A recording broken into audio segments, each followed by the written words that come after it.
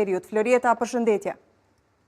Po, përshëndetje për ju në studio dhe gjithë ata që po na ndjekin. Atëherë në Mplanga kam përfunduar kryetari i komunës së Mitrovicës së Veriut bashkë me kryesuesin e kuvendit të kësaj komune për shkak të dyshimit se kanë ngjyrosur me sprej një mbishkrim që ndodhet në qendër të këtij qyteti, që shkruan në gjuhën angleze I love Mitrovica. Ata dyshohet pra që e kanë ngjyrosur me ngjyrë të kuqe këtë mbishkrim, çka ka sjellur reagim dhe intervenim të menjëhershëm nga policia e Kosovës, të cilët pra këta dy persona i kanë arrestuar dhe i kanë shoqëruar për në stacionin policor, ku aktualisht ata janë duke qëndruar dhe janë duke intervistuar në ndyshimet pra se kanë kryer vandalizëm. Pra ngjyrosja e këtij mbishkrimi pra që ndodhet në qendër të komunës së Mitrovicës dyshohet pra se është ngjyrosur nga dy udhëheqësit institucional të kësaj komune.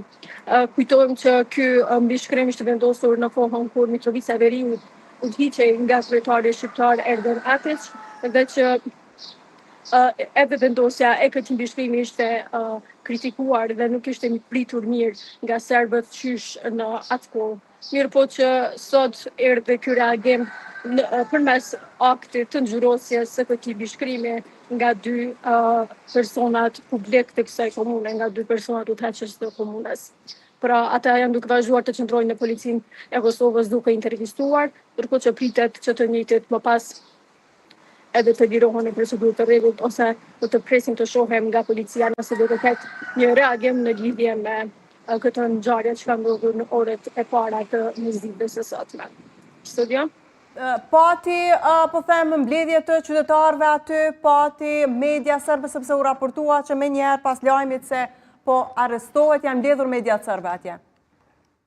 Po në fakt një grumbull i mediave serbe, mirë po edhe qytetarë të rëndëmt dhe akter politik të Mitrovicës së Veriut janë duke qëndruar përpara stacionit policor, duke pritur pra që të dalin dhe të lirohen kryetari i komunës dhe kryesuesi i kuvendit, pra duke pritur mund të ketë nga ky rast.